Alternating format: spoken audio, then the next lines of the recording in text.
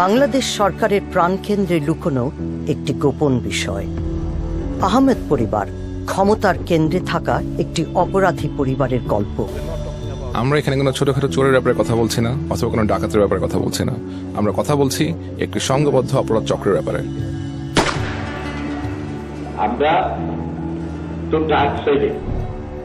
এই পরিবারের 3 ভাই দণ্ডিত খুনি, যারা প্রধানমন্ত্রী শেখ হাসিনাকে সুরক্ষা দিয়ে এসেছেন। উনি তার ব্যক্তিগত দেহরক্ষী ছিলেন। হাসিনার সাথে উনার সরাসরি যোগাযোগ ছিল।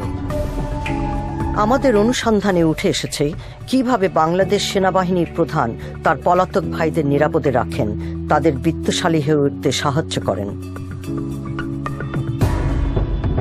ইনি আসলে উনারই ভাই। উনার বড় ভাই দেশ চালাচ্ছে। বাংলাদেশের সেনাবাহিনীর কর্মকর্তা উনারই হাত। উনার ভাইদের ক্ষমতা ওনার হাতে, কারণ উনার ভাইরা গ্যাংস্টার, তারা আসলে মাফিয়া। সেনাপ্রধান দেশের প্রধানমন্ত্রীকে নিরঙ্কুশ ক্ষমতা আয়ত্ত করতে সহায়তা জুগিয়ে যান। শেখ হাসিনা ভীষণ খোলাখুলিভাবেই উনার বিরোধী দলগুলোকে ধ্বংস করার উদ্দেশ্য প্রকাশ করেছেন। ইসরায়েলকে আনুষ্ঠানিকভাবে স্বীকৃতি দেয়নি বাংলাদেশ, অথচ অত্যন্ত গোপনে ইসরায়েল থেকেই স্পাইওয়্যার কিনছে মুসলিম সংখ্যাগরিষ্ঠ এই দেশটি। আমি কখনোই বলতে পারবো না যে বাংলাদেশের আর্মি আমার খরিদ্দার। আমরা এটা বলতে পারবো না। এই স্পাইওয়্যার ব্যবহার করা হতে পারে রাজনৈতিক প্রতিপক্ষদের উপর নজরদারির কাজে। নির্বিচারে অনাধিকার নজরদারি প্রযুক্তির ব্যবহার করা কখনোই মানবাধিকারের পক্ষে কাজ করে না। ঢাকার এই কুখ্যাত অপরাধী পরিবারটি এখন বলছে বাংলাদেশের রাষ্ট্রযন্ত্রের হত্যাকর্তা তারাই।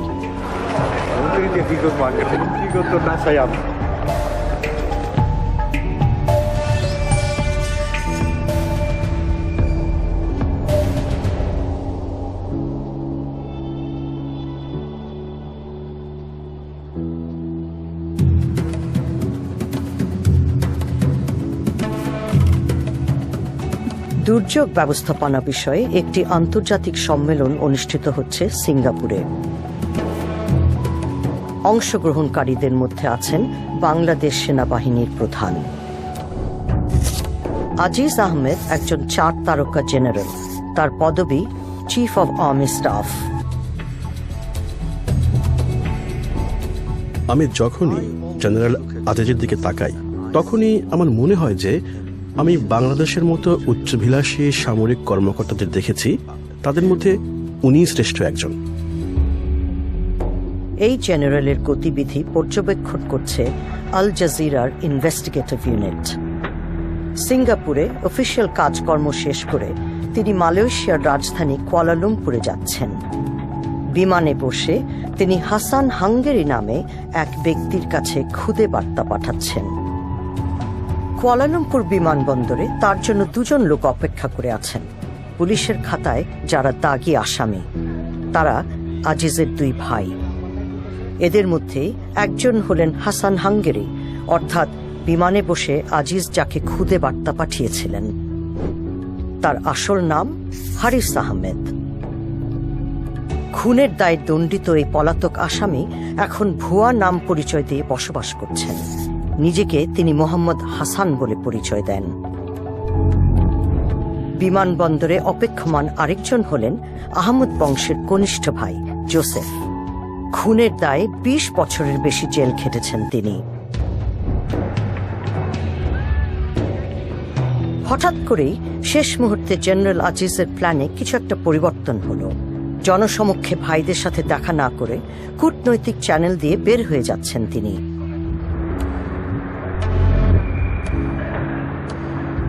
পৃথক গাড়িতে বিমানবন্দর থেকে বের হচ্ছেন তার ভাইয়েরা।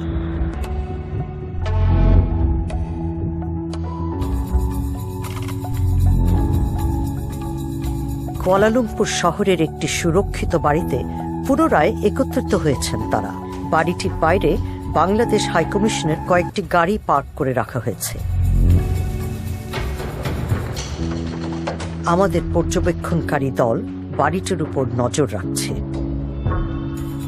পরের দিন জেনারেল আজিজ ছোট ভাই জোসেফকে সাথে নিয়ে এই বাড়িতে ফিরলেন। তখন গেটের ভেতর থেকে বের হয়ে আসলেন আরেকজন ব্যক্তি। জেনারেল আজিজকে অনুসরণ করতে গিয়ে আমরা আহমেদ পরিবারের জ্যেষ্ঠ সদস্য আনিসের দেখা পেয়ে গেছি।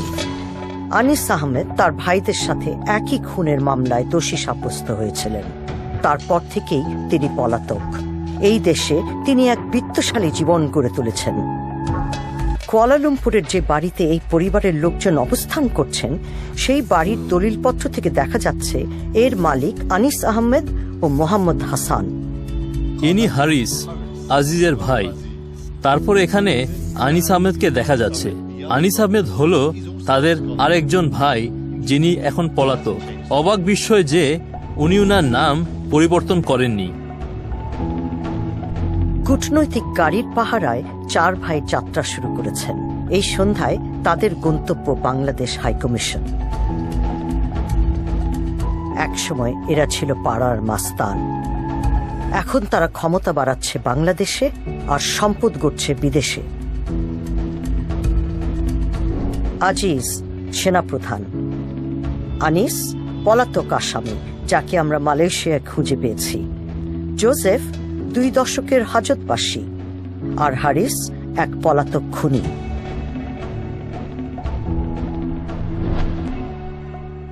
অনুসন্ধানের সূত্রে আমরা এখন হাঙ্গেরিতে।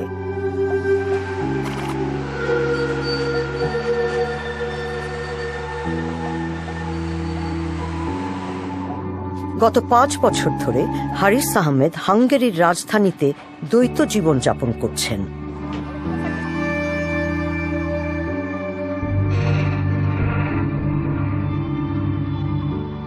হারিস একজন ঠান্ডা মাথা সন্ত্রাসী। সে এমন একজন মানুষ, সে আপনাকে যদি পছন্দ না করে তাতেই ক্ষতি করতে পারে। এবং আমি বুঝতে পারি যে এই মানুষটি কোনো সাধারণ মানুষ না, সে একজন সাইকোপ্যাথ।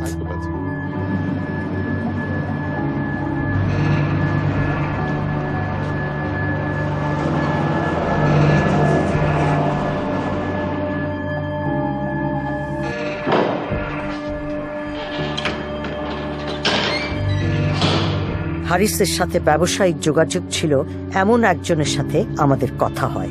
আমরা তার আসল নাম প্রকাশ করব না এই শর্তে। 2014 সালের ডিসেম্বরে এসবের শুরু হয়।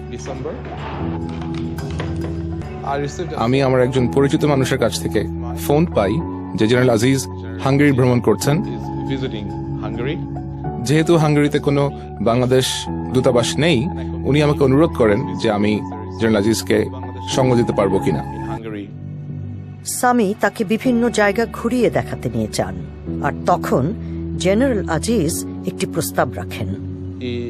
উনি আমাকে জিজ্ঞাসা করেন ওনার ভারতে বসবাসরত ভাইকে ব্যবসা প্রতিষ্ঠা করতে আমি কোন রকম সাহায্য করতে পারি কিনা। আমি ওনাকে বললাম, উনি যদি ব্যবসা প্রতিষ্ঠা করতে চান আমি ওনাকে অবশ্যই সাহায্য করতে পারি। হাঙ্গেরি থেকে যাওয়ার পরে আমি জেনারেল আজিজের কাছ থেকে একটি মেইল রিসিভ করি এবং সেখানে তিনি আমার কাছে জানতে চান ব্যবসা স্থাপন করতে কি কি প্রয়োজন। আমি ওনাকে বিস্তারিত জানালাম ব্যবসা স্থাপনের সমস্ত বিষয় ব্যাপারে। এই সব কিছুই আমার কাছে কোনো সন্দেহের উদ্রেক করেনি। আমি তার সব কাগজপত্র দেখেছি এবং আমি দেখলাম যে ওনার নাম মোহাম্মদ হাসান, এবং এখানে কৌতূহলী হওয়ার মতো তেমন বিশেষ কিছুই ছিল না। যেহেতু পুরো ব্যাপারটি জেনারেল আজিজের মতো একজন মানুষের কাছ থেকে এসেছে, এখানে সন্দেহ উদ্রেক হওয়ার বিষয়ই আসে না। আমাদের হাতে পাসপোর্ট সহ এমন কিছু জাল কাগজপত্র এসেছে যেগুলো ব্যবহার করে হারিসের ভুয়া পরিচয় তৈরি করা হয়েছে। এই পাসপোর্টটিতে উম্মে কুলসুম নামে বাংলাদেশের ইমিগ্রেশন ও পাসপোর্ট অধিদপ্তরের একজন কর্মকর্তার স্বাক্ষর রয়েছে। তিনি পাসপোর্ট জালিয়াতির সাথে জড়িত একটি অপরাধী চক্রের সাথে সম্পৃক্ত ছিলেন বলে অভিযুক্ত হয়েছিলেন। একটা জাল পাসপোর্ট জোগাড় করতে হলে প্রথমে একটা জাল এনআই ন্যাশনাল আইডেন্টিটি কার্ড লাগবে, এবং একটা জাল এনআই কার্ড জোগাড় করতে হলে বেশ কয়েকটি দলিলপত্র জাল করার প্রয়োজন আছে, যেমন জন্ম সনদ, শিক্ষামূলক সনদপত্র এবং এমনকি বিবাহের সনদপত্রও জাল করতে হবে। এবং বাংলাদেশের এত সব জাল দলিলপত্র জোগাড় করায় উনি দেশের মধ্যেই কয়েকটি বেআইনি বা অপরাধমূলক কাজ করেছেন। তারপরে তো উনি এইসব ব্যবহার করেছেন একটি পাসপোর্ট পাওয়ার জন্য। এবং এই পাসপোর্টটি একটি মিথ্যে নামের জাল পাসপোর্ট এবং এই পাসপোর্টটি নিয়ে উনি যে সব দেশে ভ্রমণ করেছেন সে সব দেশের আইন ভঙ্গের জন্যও উনি অপরাধী। আমাদের হাতে আসা নথিপত্রগুলো জেনারেল আজিজের অফিস থেকেই পাঠানো হয়েছিল। আজিজ তখন বর্ডার গার্ড বাংলাদেশ বা বিজিবির মহাপরিচালক ছিলেন। এখানে আরেকটি আশ্চর্যজনক ঘটনা দেখতে পাচ্ছি। এই দলিলে সাক্ষী দিয়েছেন মেজর সুজাউল হক এবং ব্রিগেডিয়ার জেনারেল হাসনাত, যারা দুজনই বিজেপিতে আছেন যখন জেনারেল আজিজ বিজেপির প্রধান ছিলেন। তাই সম্ভবত ধরে নেওয়া যায় যে আজিজ এই দুই ব্যক্তিকে জাল দলিলে সই করতে বাধ্য করেছেন। বিজিবির আরেক কর্মকর্তা মেজর সামি রশিদ এই ইমেলটি পাঠিয়েছিলেন, যেটির অনুলিপি গেছে আজিজের কাছেও। ইমেইলে আছে বাংলাদেশের একটি ব্যাংকে মোহাম্মদ হাসান নামক একজন ব্যক্তির অ্যাকাউন্টের প্রত্যয়ন সংক্রান্ত একটি ডকুমেন্ট। এইসব জাল নথিপত্র পাঠানোর ক্ষেত্রে মেজর রশিদের ভূমিকার প্রমাণ হিসেবে একটি ডেলিভারি নোটও আমাদের হাতে এসেছে। এই দলিলপত্র জাল করার জন্য এবং হাঙ্গারিতে পাঠানোর জন্য জেনারেল আজিজ সেনাবাহিনীর বেশ কয়েকজন উচ্চ পদের অফিসারদেরকে সহযোগিতা করতে বাধ্য করেছেন।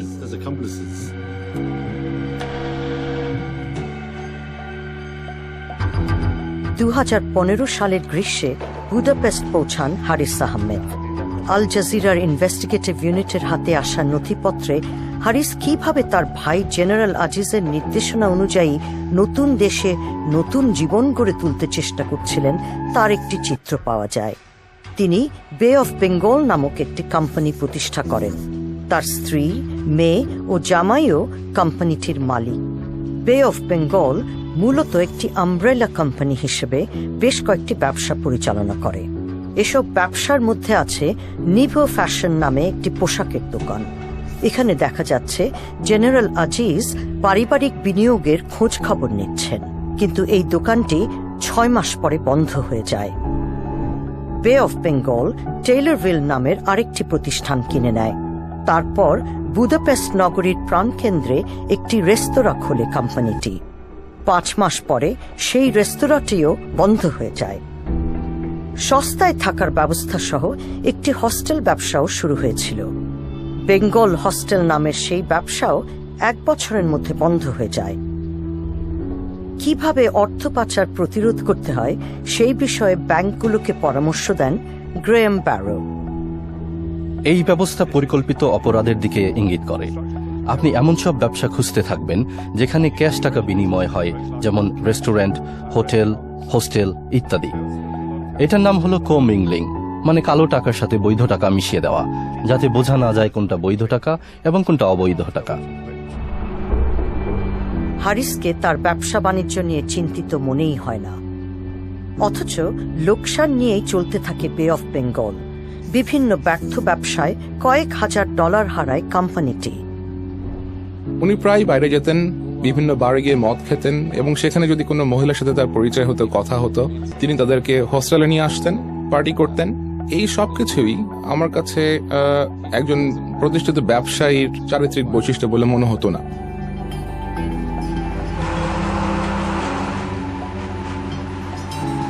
সামি একসময় আবিষ্কার করেন যে হারিসের আর্থিক আগ্রহ মূলত অন্য কোথাও। হারিস মূলত ব্যবসায়িক লেনদেনের ক্ষেত্রে মধ্যস্থতাকারী হিসেবে কাজ করেন। নিজের প্রভাব ও যোগাযোগ ব্যবহার করে বিভিন্ন কাজ বাগিয়ে নেন, বিশেষ করে সরকারি কাজ, বাংলাদেশ সরকারের বিভিন্ন কন্ট্রাক্ট। এখন এই একটা কইলাম আপনার সিগারেট, এটা দিয়ে পয়সা কামাইয়া লাগাইতার। বাংলাদেশ সেনাবাহিনীর কাছে হাঙ্গেরিতে তৈরি বুলেট সরবরাহের একটি কন্ট্রাক্ট বাগাতে হারিস সামির সাহায্য চান। এটা আপনি আর আমি পারবো, একটু আপনার আমি ইনশাল্লাহ চ্যালেঞ্জ করে বিতারি, কিন্তু আমি তো প্রপার হয়ে যেতে পারি না। আমি তো ভাই বুলেট হলে 1 নম্বর পৃথিবীর সেরা বুলেট, আর আর্মি এটা বাংলাদেশে একমাত্র নাই। হারিস নিজে পিছনে থেকে সামিকে সামনে রেখে কাজটি করতে চান। আমি যেহেতু ওনার ভাই হ্যাঁ। এই হিসাবে আমি আর্মিতে কোনো জায়গায় আমি শোবো না, আপনি সইবেন। কাজের দরকার, আমাকে পয়সার দরকার। আমার শো দরকার কি? আমি ওইখানে আপনার লগে যে বইয়া থাকবো, আমি কে পরিচয় দিবেন না? আপনাকে আমি পয়সা দিয়ে আপনি খাইবেন, আমি কেমন? এটা তো অটোমেটিক, এখানে তো আর অন্য কিছু না, এখানে ডাইরেক্ট চলে যাবো পয়সা। হারিস জানতে পারেন যে তার অজান্তেই বাংলাদেশে সামরিক পণ্য সরবরাহের একটি চুক্তি হয়ে যাচ্ছে। তিনি চুক্তিটি ভেস্তে দেওয়ার পরিকল্পনা করেন।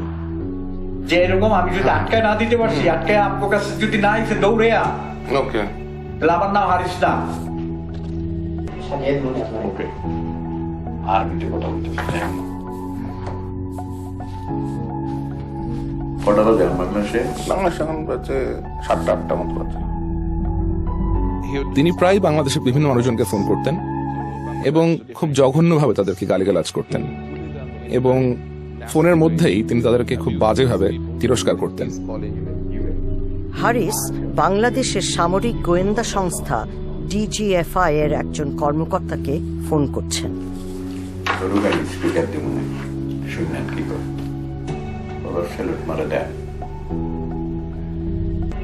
ভাই সালাম আলাইকুম।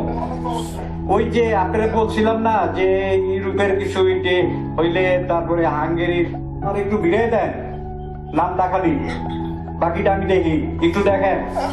ঠিক আছে ভাই, আমি একটা রেফারেন্স পাঠাইতেছি, আমি একটা কাগজ পাঠাইতেছি যেটা হাঙ্গেরির থেকে চেষ্টা করতেছে, এটা একটু দেখেন। ঠিক আছে ভাই? ওকে ভাই। নিজের ব্যবসার বিভিন্ন খুঁটিনাটি নিয়ে সামির সাথে আলাপ করছেন হারিস। তারপর আমি তো জানি হাঙ্গেরি কিছু হইলে যদি আমার কাছে না আসে, ওই বেটা কোনো কিছু নিতে পারবো না, এই পর্যন্ত নেই নেই। আমি কেটালাম একবারটা নিয়ে থাকে, আমার একটা প্রমাণ দায়ী তারা কানটা কাইটা কুত্তার গলায় তুমি একেবারে, এখানে কুত্তা আছে না, দরকার পয়সাটা কিনেই না কুত্তার গলায় দিয়ে দেবো। হারিসের দাবি তার কার্যকলাপ প্রধানমন্ত্রী শেখ হাসিনার আশীর্বাদেই চলছে। প্রধানমন্ত্রী শুনতে হয় কইছে যে ওখানে যদি কিছু করতে চাও করুক, আমরা হেল্প করবো, আর কি চাই।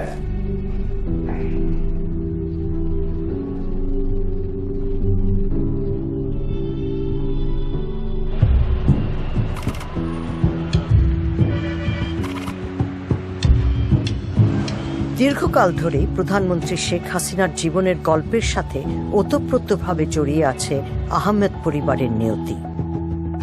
1971 সালে বাংলাদেশকে একটি স্বাধীন রাষ্ট্র হিসেবে প্রতিষ্ঠার সংগ্রামে নেতৃত্ব দিয়েছিলেন শেখ মুজিবুর রহমান। হাসিনা তারই বড় মেয়ে। যুদ্ধ পরবর্তী সময়ে কঠিন অবস্থায় পড়ে দেশটি। দারিদ্র্য ও অনাহার জেঁকে বসে। আইন শৃঙ্খলা পরিস্থিতি সম্পূর্ণরূপেই ভেঙে পড়ে। ব্যাপক সংকটের মুখে শেখ মুজিব বিরোধী দলগুলো বিলুপ্ত করে দেন। অভ্যুত্থান ঘটায় সেনাবাহিনী। হাসিনা ও তার বোন তখন ইউরোপে। জার্মানির অ্যাম্বাসেডর ফোন করলেন, তো উনি আমাকে বললেন যে বাংলাদেশে সামরিক অভ্যুত্থান হয়েছে। এই খবরটি শোনা মুহূর্তেই আমার মনে হলো যে কেউ আর নেই, সম্ভবত আমরা সবাইকে হারিয়েছি। কিন্তু তখনও আমরা জানতে পারিনি যে সঠিক ঘটনাটা কি।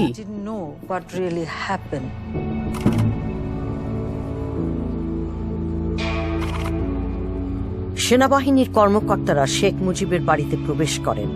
মুজিবকে হত্যা করা হয়। তার সাথে হত্যা করা হয় তার 10 বছরের ছেলেসহ পরিবারের 13 জন সদস্যকে। শেখ মুজিব এবং তার পরিবার হত্যা বাংলাদেশের ইতিহাসে একটি ভীষণ পাশবিক পর্ব। খুনিরা তার ছোট্ট ছেলেটিকে রেহাই করেনি। শেখ হাসিনার রাজনীতির একটি প্রধান উদ্দেশ্য হল এই অন্যায়ের বিচার পাওয়া এবং এই হত্যার প্রতিশোধ নেওয়া।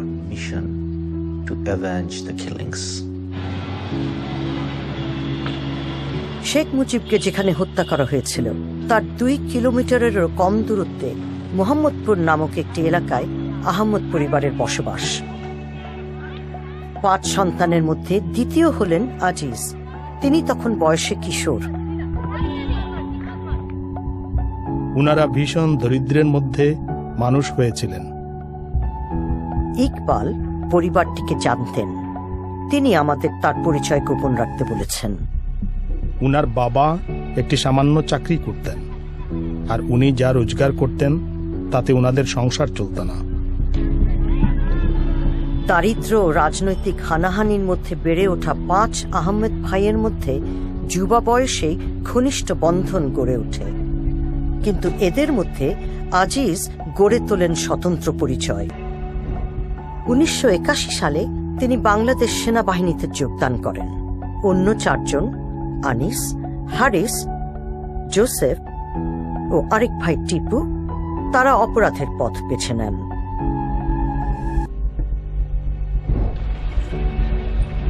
উনারা টাকা আদায় করতেন, উনারা মানুষদের অপহরণ করতেন, উনারা একটি গ্যাংয়ে পরিণত হয়েছিলেন। প্রথমে খুব ছোটখাটো ভাবে শুরু করলেন, কিন্তু পরে উনারা মানুষদের খুন করা শুরু করলেন। ঢাকাতে বিশেষ একটা এলাকা ওনাদের আয়ত্তে ছিল, মোহাম্মদপুর ওনাদের দখলে ছিল, এবং এই এলাকাটি ওনারা ভাগাভাগি করে নিয়েছিলেন ওনাদের নিজেদের মধ্যে এবং অন্যদের সঙ্গে। মানে ঢাকা শহরের অন্যান্য অপরাধের সর্দারদের সাথে ওনাদের বোঝাপড়া ছিল এবং ওনারা ব্যবসায়ীদের কাছ থেকে বল প্রয়োগ করে টাকা আদায় করতেন, আর এই এলাকাটি ওনারা ওনাদের ব্যক্তিগত জায়গা হিসেবে শাসন করতেন। আমরা যাদের ব্যাপারে কথা বলছি এরা সবাই সন্ত্রাসী, এরা খুনি যারা মানুষের জীবনের ভয়ঙ্কর রকমের ক্ষতি করেছে।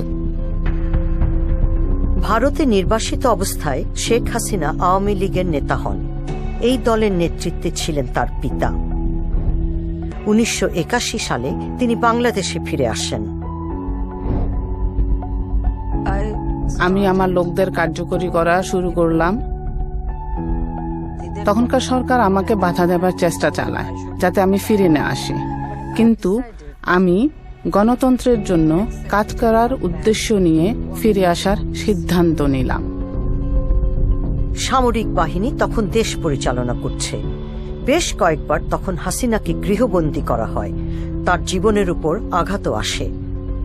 এক সহকর্মীর সাথে জেনারেল আজিজের ফোনালাপের গোপন রেকর্ডিং আল জাজিরার ইনভেস্টিগেটিভ ইউনিটের হাতে এসেছে।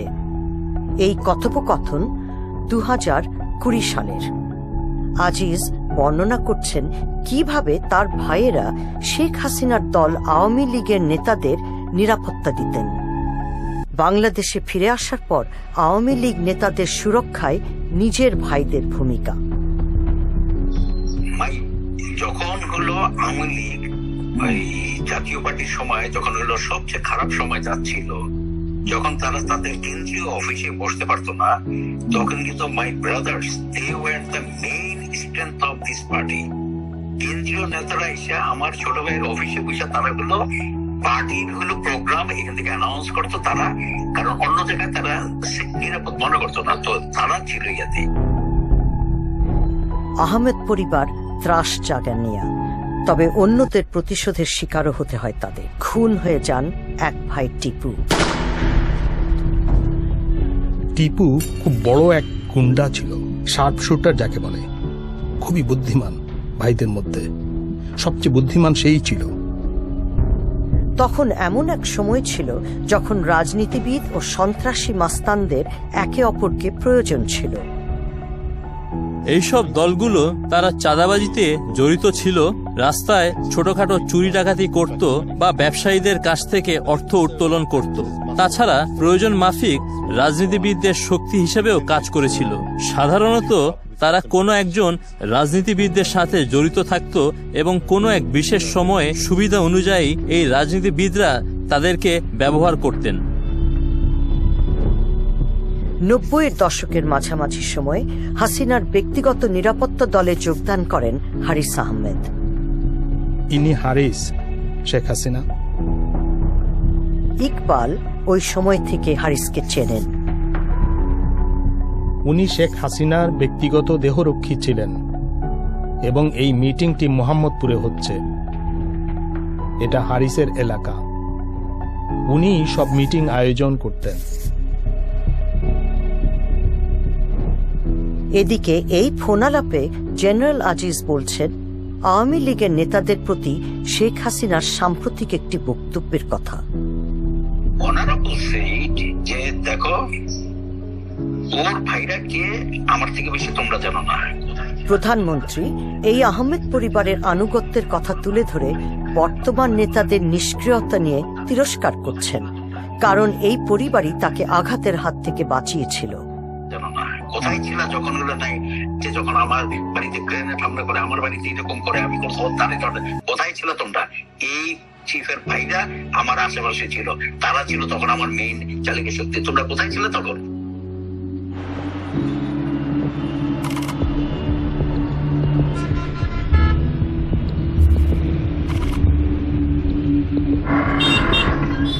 মোহাম্মদপুরের একটি ব্যস্ত রাস্তায় একটি হত্যাকাণ্ড আহমেদ পরিবারের ভবিষ্যৎ নির্ধারণ করে দেবে। মোস্তফা রহমান ছিলেন প্রতিদ্বন্দ্বী এক রাজনৈতিক দলের সদস্য। এই দলটি শেখ হাসিনার পরিবারকে হত্যার সাথে জড়িত। মোস্তফা ও তার 2 সহকর্মীকে ঘিরে ফেলা হলো।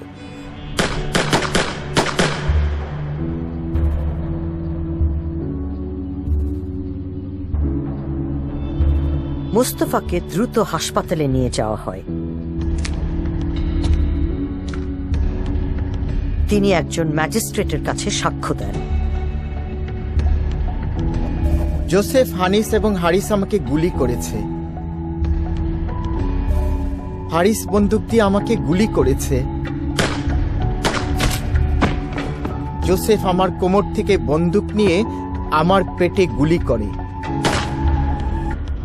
অন্যদের হাতেও বন্দুক ছিল এবং তারা এলোমেলো গুলি করে।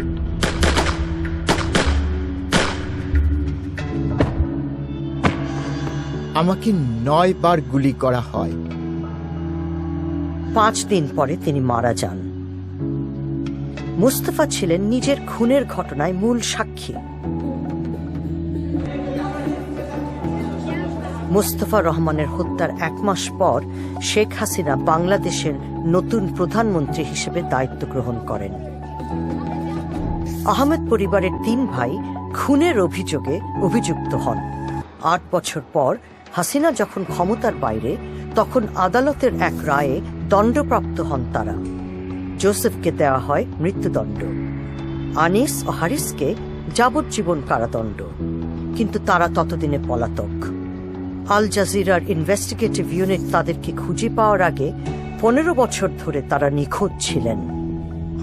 দেশের মধ্যে হারিস আহমেদ একজন বড় গ্যাংস্টার ছিলেন এবং গ্রেফতার করার জন্য পুলিশ তাকে খুঁজছিল। আনিস আহমেদ একটা নির্মম হত্যার অভিযোগে অভিযুক্ত ছিল। আমার মনে হয় না যে শক্তিশালী কিছু ব্যক্তিদের সাহায্য ছাড়া ওনারা দেশ পলাতক হতে পারতেন। এসব ঘটনাক্রমটি আসলে একটি উল্লেখযোগ্য বিষয়। 1994-95 এর দিকে হারিস ওনার ব্যক্তিগত দেহরক্ষী ছিলেন। ঠিক তার 1 বছর পরে 1996-এ এক ব্যক্তি হত্যা হন, যিনি সম্ভবত শেখ হাসিনার রাজনৈতিক প্রতিদ্বন্দ্বী ছিলেন, এবং হারিস সহ তার 3 ভাই এই হত্যার অভিযোগে অপরাধী হন। হয়তো তিনি মনে করেন তিনি এই সব বিষয়ে যত কম জানবেন ততই ভালো।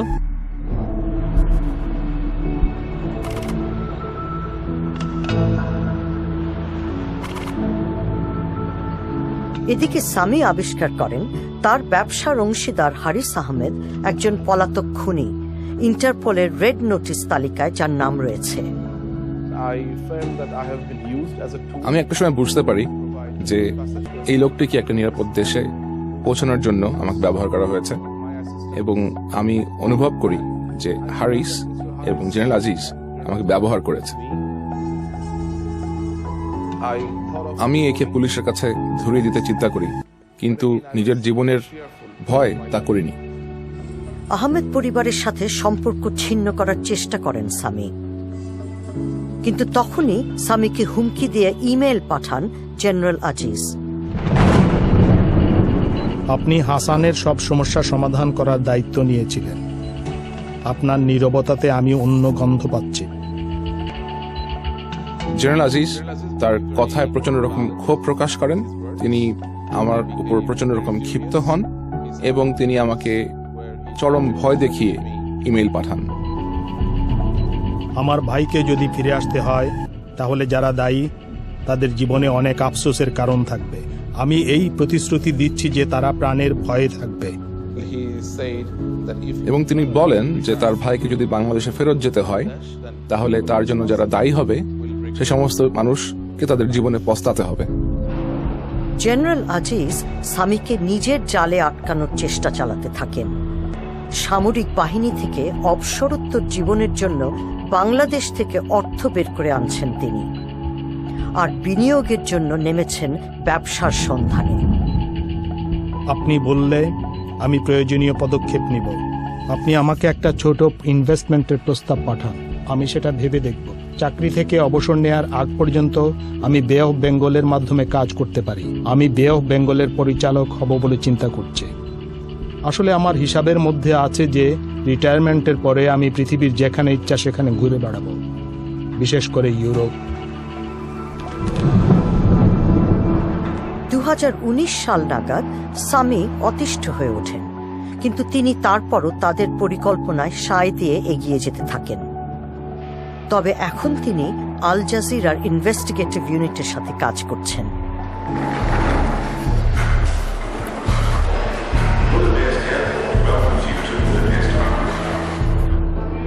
হারিস একটি ব্যবসায়িক সফর শেষে ফিরছেন। আসসালামু আলাইকুম। কেমন আছেন? হ্যাঁ, ভালো আছেন? এই যে মিস্টার রহমান, আমি কানাডার রহমান ফ্রম কানাডা। হারিস এসে পৌঁছেছেন, আর তার সাথে কানাডা ভিত্তিক আর্থিক পরামর্শদাতা মোহাম্মদ রহমান। তার ওয়েবসাইট অনুসারে মোহাম্মদ রহমান একটি ইমিগ্রেশন পরিষেবা প্রতিষ্ঠান পরিচালনা করেন, যা বিত্তশালী বাংলাদেশিদের বিদেশে আবাস অর্জনে সহায়তা করে। দলের সাথে রয়েছেন হারিসের সহকারী।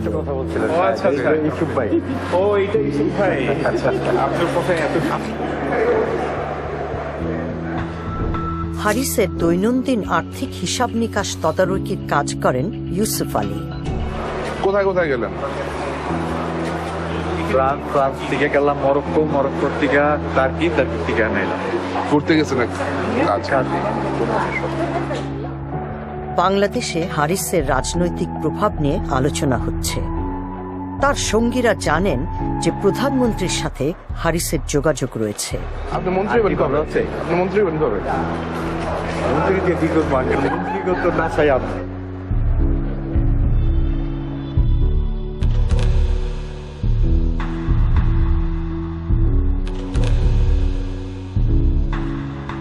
আপাত দৃষ্টিতে ব্যবসায় সাফল্য না পেলেও নতুন বিনিয়োগের জন্য হারিসের কাছে প্রচুর অর্থ রয়েছে।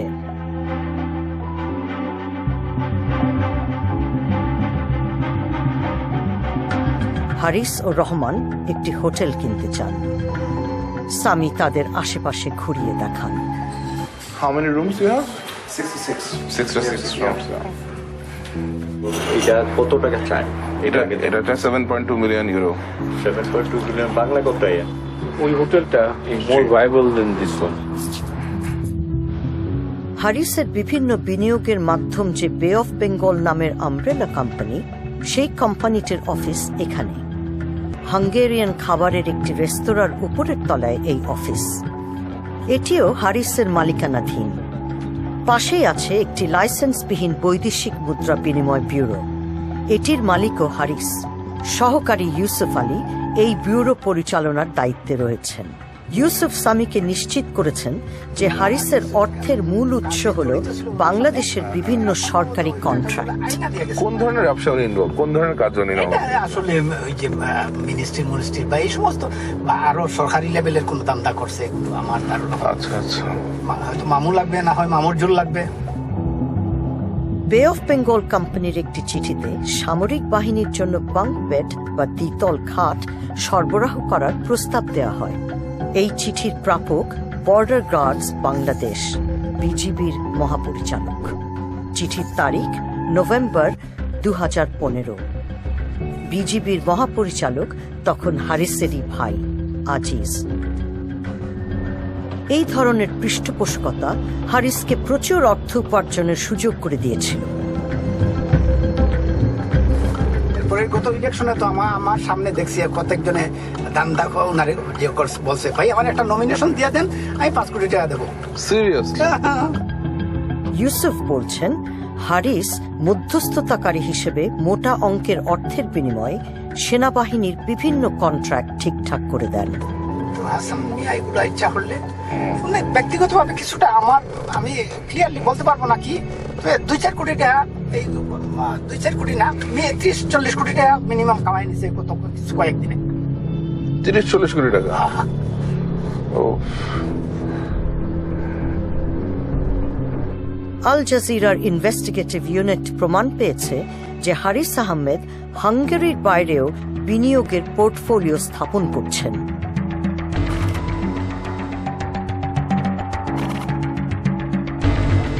সেই একই মিথ্যা পরিচয় ব্যবহার করে তিনি ফ্রান্সে গড়ে তুলছেন এক ব্যবসায়িক সাম্রাজ্য। 2018 সালের নভেম্বরে তিনি একটি কোম্পানির আংশিক মালিকানা কিনেন। এই কোম্পানি কম্পিউটার ও আইটি নিয়ে কাজ করে। কোম্পানিটির 2টি নিবন্ধিত অফিস রয়েছে, একটি অবস্থিত প্যারিসের উপকণ্ঠে। সেখানে মোবাইল ফোন বিক্রি করা হয়, পাশাপাশি রয়েছে ইন্টারন্যাশনাল মানি ট্রান্সফারের ব্যবস্থা। 2019 সালে হারিসের উদ্যোগে গতি পায়। মাত্র 7 মাসের ব্যবধানে হারিস আরও 4টি কোম্পানির আংশিক মালিকানা ক্রয় করেন। এপ্রিল মাসে তিনি স্নিগ্ধা নামক একটি ফাস্ট ফুডের ব্যবসা শুরু করেন। তারপর মে মাসে তিনি TPTY নামক একটি রিটেল কোম্পানির অংশীদারিত্ব কিনে নেন। কিছুদিন পরেই তিনি সেই অংশটুকু বিক্রি করে দেন। তার ব্যবসার এই ধরন ও কৌশল অর্থ পাচারের সাথে অসঙ্গতিপূর্ণ নয়। কোম্পানি যেভাবে তৈরি করা হয়েছে, তাদের অধিক্ষেত্র যেই রকম, যেই ধরনের ব্যাংক অ্যাকাউন্ট, ব্যবসার পরিসীমা যেই রকম, বা উনি যেসব ক্ষেত্রে জড়িত আছেন, এইসব পদ্ধতির অবৈধ অর্থ সাধারণ অর্থে প্রবেশ করিয়ে বৈধ অর্থে পরিণত করার নির্দেশ করে। যেখানে ব্যবসার পরিমাণ বেশি, সেখানে সাধারণ দৃষ্টিতে অবৈধ অর্থ লুকানো সম্ভব হয়, সেখানে চোখে ধুলো দেওয়া সোজা হয়। 2019 সালের জুনে ফ্রান্সে তিনি বে অফ বেঙ্গল কোম্পানির নিবন্ধন সম্পন্ন করেন। এই কোম্পানি একটি ভারতীয় রেস্তোরাঁর মালিক। নভেম্বর মাসে ইনফো বে অফ বেঙ্গল নামে আরও একটি নতুন কোম্পানি। এই দোকানটি হল কোম্পানিটির নিবন্ধিত ঠিকানা। প্যারিসের শহরতলিতে 3টি সম্পত্তিতে তার মালিকানা আছে। এগুলোর মধ্যে একটির আনুমানিক মূল্য প্রায় $250,000। কর্পোরেট নথিপত্রে দেখা যাচ্ছে হারিস উদ্যমের সাথে ব্যবসা ও সম্পত্তি কিনেই চলেছেন। ইউরোপিয়ান ইউনিয়নের রেসিডেন্সি ব্যবহার করে ফ্রান্সে অর্থ সরাচ্ছেন তিনি। যে রেসিডেন্সি বা বসবাসের অধিকার তিনি পেয়েছেন ভুয়া নথিপত্র ব্যবহার করে। অবৈধ অর্থ প্রথমে সাধারণ অর্থে প্রবেশ করা হয়, তারপর লেয়ারিং করে বিভিন্ন কোম্পানি এবং বিভিন্ন দেশের মধ্য দিয়ে এই টাকা পাচার হয়। তারপরে এই টাকা প্রচলিত অর্থনীতিতে পুনর্বহাল করা হয়। অবৈধ অর্থ বৈধ করার জন্য ঘর বাড়ি কেনার চেয়ে আর কি ভালো উপায় থাকতে পারে? এটাই সবচেয়ে সহজ উপায়।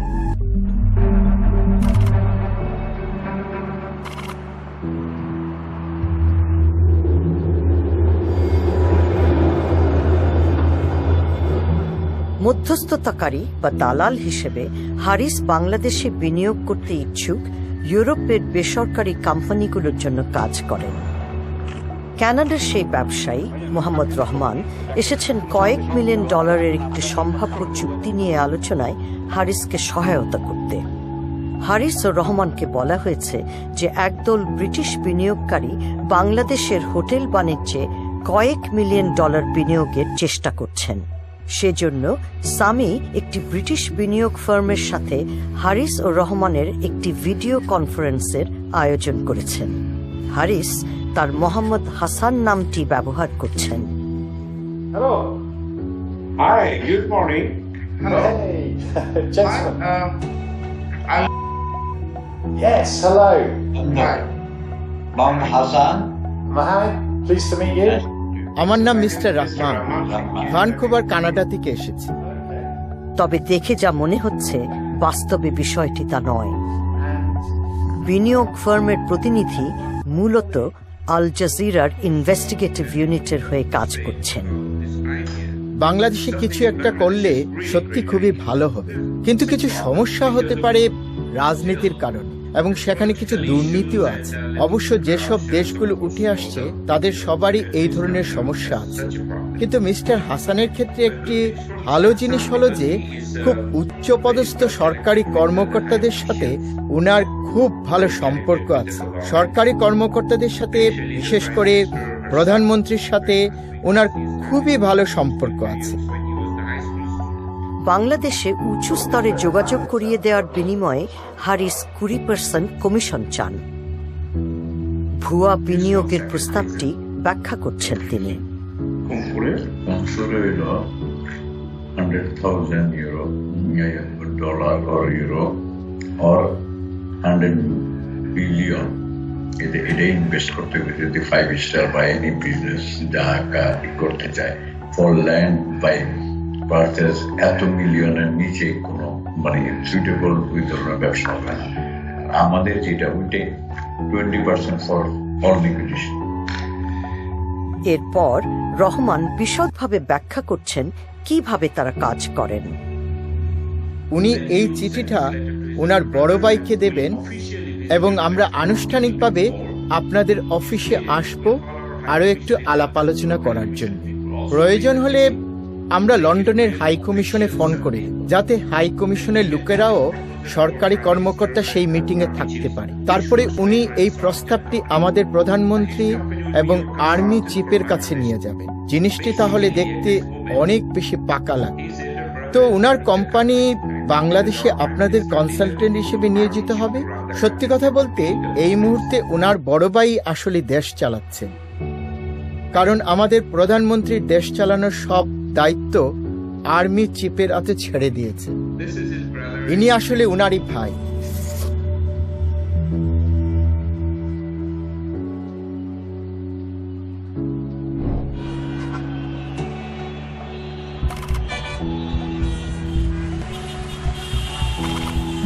একটি নির্বাচনের আয়োজন করতে হবে শেখ হাসিনার। 1 বছর আগে তিনি আজিজকে বিজিবির প্রধান হিসেবে নিয়োগ দিয়েছেন। তার ক্ষমতাসীন দল আওয়ামী লীগ যখন নির্বাচনে পরাজয়ের ঝুঁকিতে, তখনই বিজিবিকে ভোট তদারকিতে নিয়োজিত করা হয়। আজিজ বিজেপির প্রধান ছিলেন এবং এই ভূমিকায় উনার দায়িত্ব ছিল বিরোধী দলগুলোর শক্তি দমন করা, তাদের প্রভাব বিস্তার নিয়ন্ত্রণ করা এবং নজর রাখা যাতে তাদের রাজনৈতিক কর্মকাণ্ড সরকারের সমালোচনা না হয়ে। উনি খুব গর্বিত ছিলেন এবং বলেছেন যে নির্বাচনের বিজয়ী ফলাফল উনি শেখ হাসিনাকে হাতে তুলে দিয়েছেন। এইটি একটি অত্যন্ত গুরুত্বপূর্ণ মুহূর্ত ছিল, কারণ তখন আওয়ামী লীগ সরকারের পতন হওয়ার সত্যিকারের একটি সম্ভাবনা ছিল। কয়েক বছর পরে আজিজের ভবিষ্যৎ নিয়ে আলাপ করার জন্য শেখ হাসিনা তার সাথে দেখা করেন। জেনারেল আজিজের মনে হয় তিনি তার আনুগত্যের পুরস্কার পেতে যাচ্ছেন। আমাকে মহামান্য বলেছে, মহামান্য নিজে বলেছে আমাকে, বলে যে আজিজ সাহেব আপনারটা কি মাননীয় প্রধানমন্ত্রী এসে আমার সাথে তখন যখন কথা বলছে বলেছেন, আমি চিন্তা করছি there is no other alternative but ইয়াতে এটা। কিন্তু জেনারেলের ক্যারিয়ার এগিয়ে নিতে হলে তার ভাইদের বিরুদ্ধে হত্যার দণ্ড থাকার বিষয়টি সুরাহা করতে হবে। এবং এই যে আপনার ভাইদের অন্যান্য জিনিস করছে, এটা কিন্তু ওনার পরিকল্পনা অনুযায়ী এই ধরনের যে তার এটা হওয়ার আগে তাদের এগুলো সব ক্লিয়ার করতে হবে। আমাকে নিজে হলো উনি আমার সাথে আলোচনা করে গেছে। পরিকল্পনার মধ্যে ছিল আজিজের সর্বকনিষ্ঠ ভাইকে জেল থেকে বের করে নিয়ে আসা, মৃত্যুদণ্ডকে কমিয়ে যাবজ্জীবন কারাদণ্ডে পরিণত করার জন্য জোসেফের আবেদন ইতিমধ্যেই সফল হয়েছে। প্রায় 11 বছর ধরে তার মাথার উপর ঝুলছিল মৃত্যুদণ্ড। আর বাইরে কিন্তু চলে যেতে পারতো না, এমন না যে অন্য পার্টি থেকে হলো তাদেরকে তখন বলে নাই এই চলে আসো, কিন্তু ওরা তো বেইমানি করে নাই, ওরা তো রাজি হয়নি কখনো। ওই রক্ত নাই, ওই রক্ত নাই বলে বেইমানি করে। 2018 সালে প্রধানমন্ত্রীর পরামর্শে জোসেফকে রাষ্ট্রপতি ক্ষমা করে দেন। সামরিক বাহিনীর একটি সূত্র সাংবাদিক তাসনিম খলিলকে এই ক্ষমাপ্রাপ্তির বিষয়ে জানান। আমি একটু অবাক হয়ে ভাবলাম যে কেন আর্মির একজন লোক আমার সঙ্গে এত বড় একজন কুকর্মিকারীর মাপ হয়ে যাওয়া নিয়ে আলোচনা করছেন। কারণ প্রথমে আমি উনার কথার মানে বুঝতে পারিনি। তারপরে উনি হাসতে শুরু করলেন এবং উনি বললেন, আপনি বুঝতে পারছেন না যে যখন আপনার ভাই জেল খাটছে খুনের অভিযোগে, তখন তো আপনি আর্মির চিফ হতে পারেন না। 1 মাস পর সেনাপ্রধান হন জেনারেল আজিজ আহমেদ। তখন আমি বুঝতে পারলাম যে উনি জেনারেল আজিজের কথা বলছেন। আলোচনাটি আসলে একজন কুকর্মকারীকে নিয়ে নয়, বরং আজিজ একজন জেনারেলকে নিয়ে। অবাক হওয়ার বিষয় যে চিফ অফ আর্মি পদের জন্য শেখ হাসিনা জেনারেল আজিজকে একজন উপযুক্ত ব্যক্তি হিসেবে গণ্য করলেন। তো আমাদের প্রশ্ন, কেন উনি এই ঝুঁকি নিতে প্রস্তুত ছিলেন?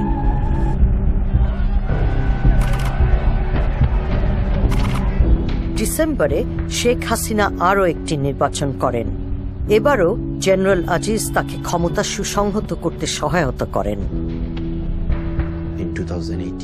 2018-তে বাংলাদেশের প্রতিটি নির্বাচন কেন্দ্রে অথবা প্রায় প্রতিটি কেন্দ্রেই ব্যাপক ভোট চুরির কাজে আর্মি অত্যন্ত গুরুত্বপূর্ণ ভূমিকা পালন করেছিল।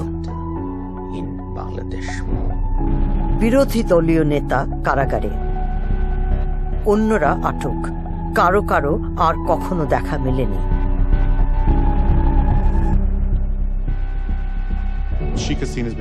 উনার পরিবার, উনি এবং বাংলাদেশ যে একই জিনিস, এই দুইটির মধ্যে যে কোনো পার্থক্য নেই, উনি সেই অনুভূতিটি প্রতিষ্ঠিত করার চেষ্টা করে চলেছেন।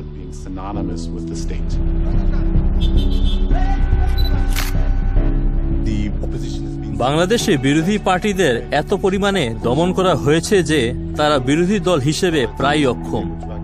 বলপূর্বক অপহরণ করা বা বেআইনি হত্যা ইত্যাদি ব্যাপারে আইন প্রয়োগকারী কর্তৃপক্ষ অনিয়মভাবে এবং তারা দায়মুক্তভাবে নিজেদের পরিচালনা করেছেন। দেশ চালানোর কাজে এইসব পদ্ধতি স্বাভাবিক হয়ে দাঁড়িয়েছে।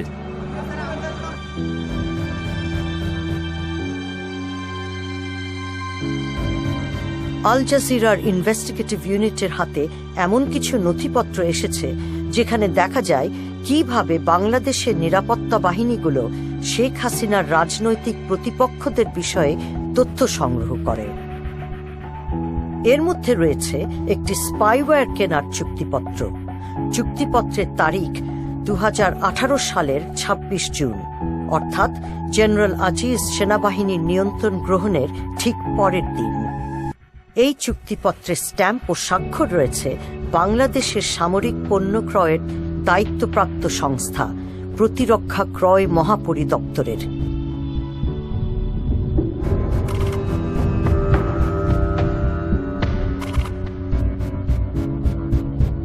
in 2019 সালের ফেব্রুয়ারিতে ডিজিএফআই তে কর্মরত আমার একজন বন্ধু আমাকে জানান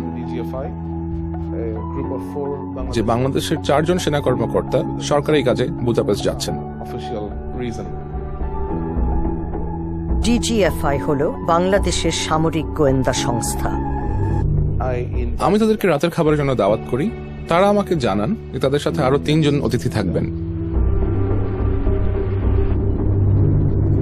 এখানে অতিরিক্ত 3 জন অতিথির মধ্যে 2 জন ইসরায়েলি নাগরিক, অপরজন আইরিশ।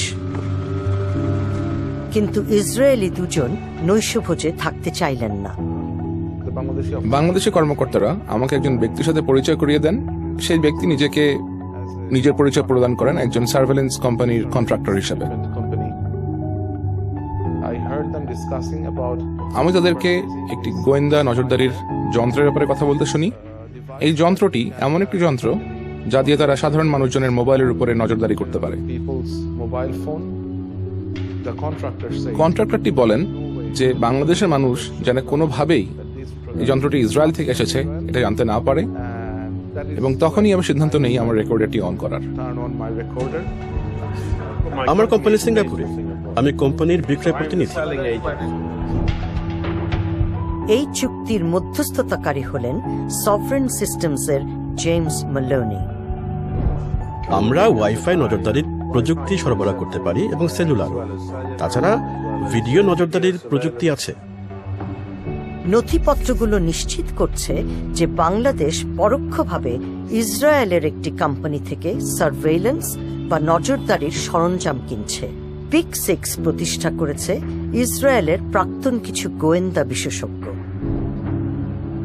ইসরায়েলের সাথে বাংলাদেশের কোনো কূটনৈতিক সম্পর্ক নেই, তাই বাংলাদেশ আইনগতভাবে ইসরায়েলের সাথে বাণিজ্য করতে পারে না। বাংলাদেশ বিশ্বের 3য় বৃহত্তম মুসলিম দেশ। একটি স্বাধীন ফিলিস্তিন রাষ্ট্র না হওয়া পর্যন্ত ইসরায়েলকে স্বীকৃতি না দেওয়ার নীতি দেশটির। সিঙ্গাপুর ভিত্তিক সভরেন সিস্টেমস মূলত মধ্যস্থতাকারী হিসেবে কাজ করছে, তবে সভরেন সিস্টেমসের ওয়েবসাইটেও পিক 6-এর কোনো নামগন্ধ নেই। এগুলো ইসরায়েলি জিনিস। আমার এইসব প্রযুক্তি খোলাখুলি ভাবে প্রচার করি না। আমাদের ওয়েবসাইটে সেলুলার বা ওয়াইফাই নজরদারির প্রযুক্তির কোনো উল্লেখ নেই। আমি মানুষের দৃষ্টি আকর্ষণ করতে চাই না। বুদাপেস্টের বাইরের একটি ওয়্যারহাউসে 4 জন বাংলাদেশি গোয়েন্দা কর্মকর্তাকে প্রশিক্ষণ দেন ওই 2 ইসরায়েলি। আমরা বাংলাদেশি কর্মকর্তাদের ছবি অস্পষ্ট করে দিয়েছি। মাঝের ব্যক্তিটি হলেন জেমস মেলোনি। 2 ইসরায়েলি গোয়েন্দা বিশেষজ্ঞকে আমরা শনাক্ত করতে পারিনি। মন্তব্যের জন্য পিক 6-এর সাথে যোগাযোগ করা হলে কোনো সাড়া পাওয়া যায়নি। এই স্পাইওয়্যারের ম্যানুয়ালে P6 ইন্টারসেপ্টের কথা বলা হয়েছে। এটি একটি ইমসি ক্যাচার বা স্টিংরে হিসেবেও পরিচিত। এই P6 ইন্টারসেপ্ট মূলত মোবাইল ফোনে নজরদারি চালানোর সিস্টেম। যন্ত্রটি একটি মোবাইল টাওয়ারের মতন। কোনো নির্দিষ্ট এলাকায় ফোনের কানেকশন হলে সেখানকার সব বার্তা বা যোগাযোগ মধ্যপথে রোধ করে আড়ি পাতা সম্ভব। আপনার ফোনে আপনি যা যা করেন, যেমন ফোনে কথা বলা, টেক্সট করা এবং যে যে ওয়েবসাইটে যান, এই সবই উদ্ঘাটিত করা যায়। একই সময়ে 200 থেকে 300টি ফোন এটাতে সংযোগ করানো যায়। এই নির্দিষ্ট মডেলটির ফোনের কথাবার্তা বা যোগাযোগে হস্তক্ষেপ করার ক্ষমতা আছে। এর দ্বারা একটি টেক্সট মেসেজের বিষয়বস্তু পরিবর্তন করা সম্ভব। আপনি একজনের আইডেন্টিটি নকল করতে পারবেন। এখন কোনো আন্দোলন নজরদারি করা ও দমন করতে ব্যবহার করা যাবে ইসরায়েলি প্রযুক্তি। এই প্রযুক্তি সাধারণ নাগরিকদের উপর নজর রাখার জন্য ব্যবহার করা হয়। আমরা দেখি যে এর মাধ্যমে বিভিন্ন মতের মানুষদের পরিচয় জানা যায় এবং তাদের কি নেটওয়ার্ক আছে সে সম্বন্ধে অনেক কিছুই বোঝা যায়। আপনি যদি জানেন যে একজন মানুষ কোথায় যাচ্ছে, আপনি তখন সেখানে যেতে পারেন। সেখানে কোনো রকম প্রতিবাদ করা হোক বা এমনি অন্য কারণে জনসমাবেশ হোক, আপনি দেখতে পারবেন যে সেখানে কে কে আছে এবং তদন্ত করার জন্য সকলের উপর একই সঙ্গে নজর রাখতে পারবেন। এইসব বিশেষজ্ঞ প্রযুক্তি অতিরিক্ত গোপন এবং অনধিকার প্রবেশমূলক কাজে লাগানো যায়। আমাদের পাবলিক প্রোফাইল সম্বন্ধে আমরা খুব সাবধানে থাকি। অবশ্যই সাধারণ নাগরিকদের জানতে দিবেন না যে আপনারা এসব প্রযুক্তি ব্যবহার করছেন। চূড়ান্ত চুক্তিতে একটি শর্ত রয়েছে যে সরবরাহকারী প্রতিষ্ঠান ও বাংলাদেশ সামরিক বাহিনী এই বিষয়ে একটি নন ডিসক্লোজার এগ্রিমেন্ট বা তথ্য গোপন রাখার চুক্তি সই করবে। চুক্তিতে এই নজরদারির সফটওয়্যারের উৎস দেশকে গোপন রাখা হয়। সেখানে শুধু উল্লেখ আছে যে এটি হাঙ্গেরিতে তৈরি। জ্ঞানী শক্তি। আপনি যদি জানতে পারেন যে মানুষজন কি বলছে, তারা কোথায় গিয়ে একত্রিত হচ্ছে, কি কি পরিকল্পনা করছে, তাহলে আপনি অনেক কিছুই জানতে পারবেন। আর তারপরে সেই সব তথ্য কাজে লাগানোর ক্ষমতা আপনার থাকবে। হারিসের দাবি যে তিনি তার প্রতিপক্ষের মোবাইল ফোন ট্র্যাক বা অবস্থান নির্ণয় করার কাজে বাংলাদেশের নিরাপত্তা বাহিনীগুলোকে ব্যবহার করতে পারেন। তিনি বলছেন, র্যাপিড অ্যাকশন ব্যাটালিয়ন নামক আধা সামরিক বাহিনী তার হয়ে একটি ফোন ট্র্যাক করেছে। সেই সময় র্যাবের প্রধান ছিলেন বেনজির আহমেদ। এখানে তাকে হারিসের ভাই জোসেফের সাথে দেখা যাচ্ছে। জোসেফ জেল থেকে ছাড়া পাওয়ার পর বেনজির আছেও, র্যাব আছে, আছে, সবকিছু তো ওদিকে তো কাম করাইছে। এই আমার গুন্ডা হইলো র্যাব। আমার তেমন গুন্ডা লাগে না তো, আমার তো এই গুন্ডা, কারো গাইলে কারো ধরো ফেরো। হারিস বলছেন তিনি র্যাবকে ব্যবহার করে একজনের ফোন ট্র্যাক করিয়েছেন এবং ওই ব্যক্তিকে র্যাব গ্রেপ্তারও করেছে। আমার পাড়ার তো ওই সালার প্রতি তো ছিল, আমি করাইছি প্লেনের টিকা করাইছি। আর আমি ব্যাংককে ফোন করছি, আমি ওর নাম্বার ব্যাংক তোরা ভাই মাইরালামু, হ্যাঁ, কিন্তু তোরা মারবো না গেলিয়া জানো, মাইরা লাইলে তো তুই বুঝবি না কষ্টটা। সেলিম প্রধান সম্প্রতি জুয়ার ব্যবসায় জড়িত থাকার অপরাধে দোষী সাব্যস্ত হয়ে 6 মাসের সাজা পান। ওর একটা গার্লফ্রেন্ড আছে, গার্লফ্রেন্ডটা ফিট করছি, গার্লফ্রেন্ডের ইনফরমেশন দিছে, মোবাইল ট্র্যাকিং করাইছি। 2020 সালের এপ্রিলে বেনজির আহমেদ র্যাব থেকে বদলি হয়ে বনে যান বাংলাদেশের সবচেয়ে ক্ষমতাধর পুলিশ কর্মকর্তা। ওরা কাজ করে, আমরা গুন্ডা আছে, পুলিশ আছে, পুলিশের তো বড় গুন্ডা, গুন্ডার লাগে না তো। গুন্ডা হন পুলিশ, যার পুলিশ লাইন আছে, যার প্রশাসন আছে, হ্যাঁ হন গুন্ডা। হারিস তার জেনারেল ভাইকে এখানে জড়িয়ে মানুষের দৃষ্টি কাটতে চান না। আমি কি করতে আর খামাচ্ছা খাকি পোশাকের মধ্যে ঢুকে বয়ে থাকবো, হিসাবটা বুঝছে, সে অমুক আছে, তমুক আছে, আইজি আছে, আমাকে তো দরকার হয় না। ওরাও খায়, আমিও খাই, ডাইরেক্ট কথা হবে। তিনি বলছেন যে দুর্নীতিবাজ একটি চক্রের সাথে তিনি জড়িত, যে চক্র পুলিশ সদস্যদের এমন জায়গায় বদলি করে যেখানে ঘুষ পাওয়া যায় বেশি, বিনিময়ে সিনিয়র কর্মকর্তাদেরও ঘুষের ভাগ দিতে হয়। পুলিশ আসলে এখানে এই ওসিমোসিগুলোর পোস্টিং করতে কি কিরকম টাকা খরচ হয়? যেমন আমি আপনার এয়ারপোর্ট থানার ওসি মিনিমাম 10 কোটি টাকা, 5 কোটি টাকা, অ্যাকচুয়ালি ট্রান্সফারের টাকাটা খায় home minister, IG, police commissioner.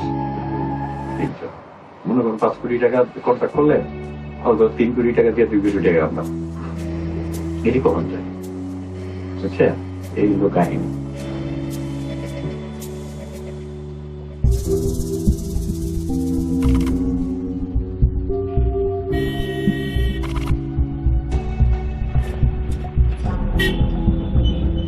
মোহাম্মদপুরে, যেখানে আহমদ ভাইরা শৈশব কাটিয়েছিলেন, সেখানে নিজেদের স্বার্থ হাসিলে র্যাবকে ব্যবহার করছেন তারা।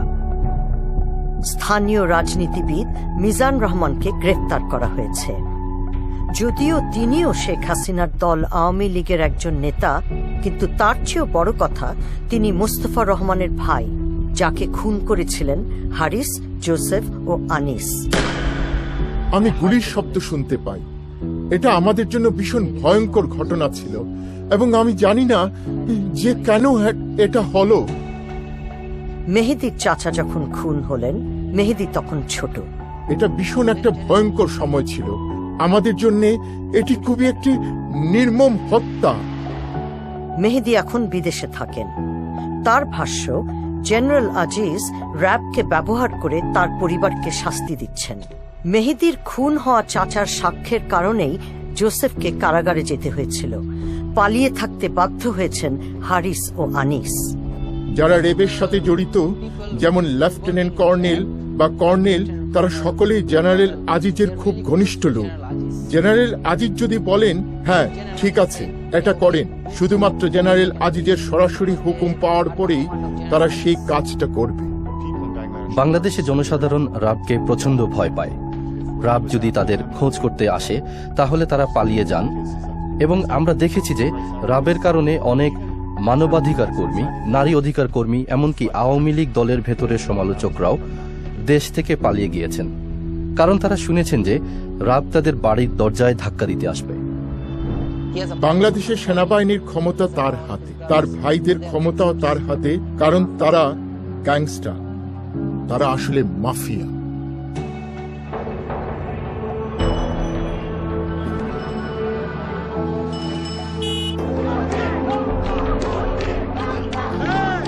মোহাম্মদপুরে আহমেদ পরিবারের ভাইয়েরা যে এলাকায় বড় হয়েছিলেন, এক তরুণ সদস্য নির্বাচনে লড়ছেন।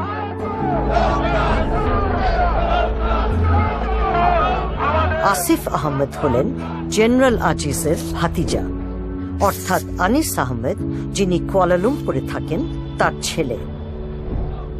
2020 সালের জানুয়ারিতে আসিফ নিজের রাজনৈতিক জীবন শুরু করেছেন।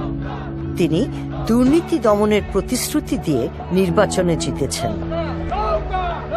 এবং দুর্নীতিটা আশা করি অনেক কমে আসবে। আমাদের মাননীয় প্রধানমন্ত্রী দুর্নীতির বিরুদ্ধে যেভাবে অভিযান চালাচ্ছে, সেটার ভয়ে অনেকে হয়তো ইনশাল্লাহ সামনে দুর্নীতি করার সাহস রাখবেন না। আমি তাকে অনেক ধন্যবাদ জানাই এরকম শক্ত একটা পদক্ষেপ করার জন্য। নিজের দলের লোকজনকে সে ছাড় দেয়নি এই দুর্নীতি বিরোধী অভিযান করার জন্য। ধন্যবাদ।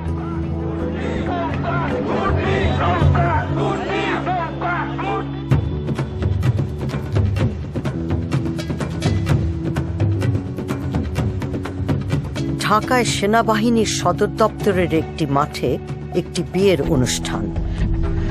স্বর্ণসজ্জিত বর জেনারেল আজিজ আহমেদের বড় ছেলে। আমি তো কখনোই কল্পনা করতে পারিনি যে উনি ঠিক এভাবে নাচতে পারেন। আচ্ছা, ইনি হলেন আজিজ আর এইজন হারিস। হারিস খুনের অভিযোগে পলাতক, অথচ সে এই বড় জাঁকজমক একটি বিয়ের অনুষ্ঠানে এসেছেন। সেখানে চিফ অব আর্মি স্টাফ উপস্থিত আছেন। হারিসের মতো আনিসও মালয়েশিয়া থেকে ঢাকায় ছুটে এসেছেন।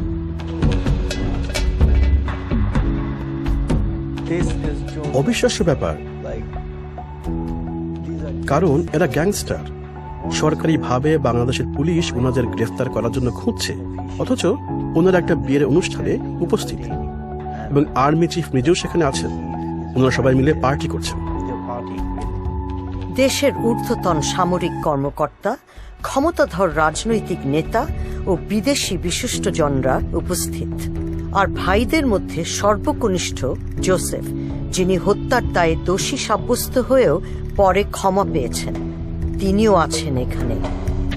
আচ্ছা দেখুন, ইনি বাংলাদেশের প্রেসিডেন্ট। তাকে ক্ষমা করেছিলেন বাংলাদেশের রাষ্ট্রপতি মোহাম্মদ আব্দুল হামিদ। বাংলাদেশের প্রেসিডেন্ট এই দুই পলাতক আসামিদের সঙ্গে একটি বিয়ের অনুষ্ঠানে উপস্থিত, যাদেরকে গ্রেফতার করা উচিত। আনিসের ছেলেও উদযাপনে মেতেছেন। দুর্নীতি বিরোধী প্রতিশ্রুতি দিয়ে নির্বাচনী প্রচার চালাচ্ছেন এই উদীয়মান রাজনৈতিক নেতা। এদের পরবর্তী প্রজন্মকে এরা যথাযথ স্থানে বসিয়ে দিচ্ছে, এবং যদি এভাবেই চলতে থাকে এবং এদের স্ট্র্যাটেজি এভাবেই যায়, তাহলে আমরা দেখতে পাচ্ছি এদের দ্বিতীয় প্রজন্ম এদের স্থান নেবে এবং বাংলাদেশকে একটি মাফিয়া রাষ্ট্রে পরিণত করবে।